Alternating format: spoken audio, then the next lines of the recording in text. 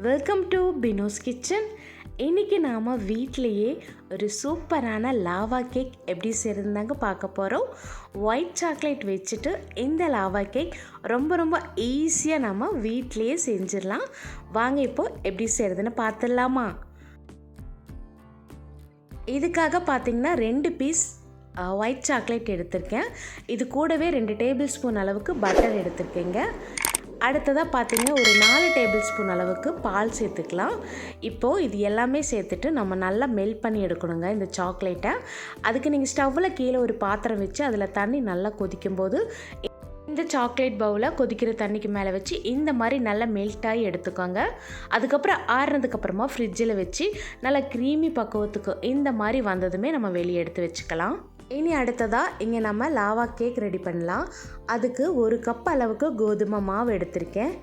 1/2 cup அளவுக்கு brown sugar எடுத்திருக்கேன். ஒரு 2 டேபிள் ஸ்பூன் அளவுக்கு கொக்கோ பவுடர் எடுத்திருக்கேன். கூடவே பார்த்திங்கன்னா 1/2 கப் அளவுக்கு தயிர் எடுத்திருக்கேன். இனி அடுத்ததாக இதில் 1/2 கப் அளவுக்கு பால் எடுத்துக்கலாம்.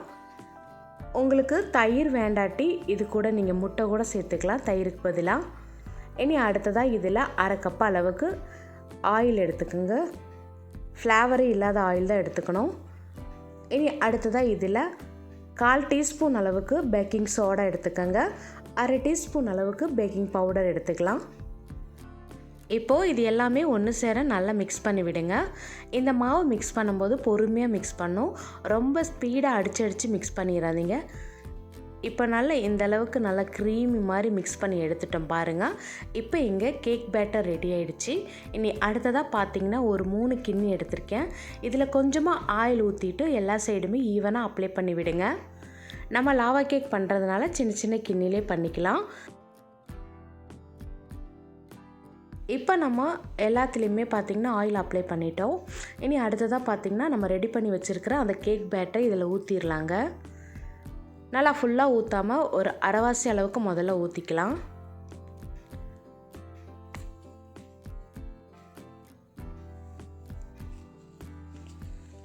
இப்போ நம்ம பார்த்திங்கன்னா கேக் பேட்டர் எல்லாத்துலேயுமே ஊற்றுனதுக்கப்புறமா நம்ம ஆல்ரெடி சாக்லேட்டை மெல்ட் பண்ணி எடுத்து வச்சுருந்தோம் இல்லையா, அதை எடுத்துக்கலாங்க. அதை எடுத்துகிட்டு இந்த சாக்லேட் மேலேயே வச்சிடலாம். நாம் இப்போது ஒயிட் சாக்லேட்டை எல்லா கேக்லேயுமே வச்சுட்டோங்க. நாம் இந்த ஒயிட் சாக்லேட்டை மெல்ட் பண்ணி ஃப்ரிட்ஜில் வச்சதுக்கப்புறம் எப்போ நம்ம கேக் ரெடி பண்ண போகிறோமோ அப்போ ஃப்ரிட்ஜிலேருந்து இந்த ஒயிட் சாக்லேட் எடுத்தால் போதும். இல்லாட்டி சாக்லேட் அப்படியே மெல்ட் ஆயிருங்க. இப்போ நம்ம எல்லாமே ரெடி பண்ணிட்டோம். இனி அடுத்ததாக இதை நம்ம ஸ்டீம் பண்ணி எடுத்துக்கலாம். அதுக்காக பார்த்திங்கன்னா இந்த சைட் நான் ஸ்டவ்வில் ஒரு இட்லி பாத்திரம் வச்சுருக்கேன். அதுக்குள்ளே பார்த்திங்கன்னா நம்ம ரெடி பண்ணியிருக்கிற இந்த கேக் பேட்டர் ஓவனாக வச்சுக்கலாங்க. இனி இதை நம்ம இதுக்கு மேலே ஒரு மூடி போட்டுங்க.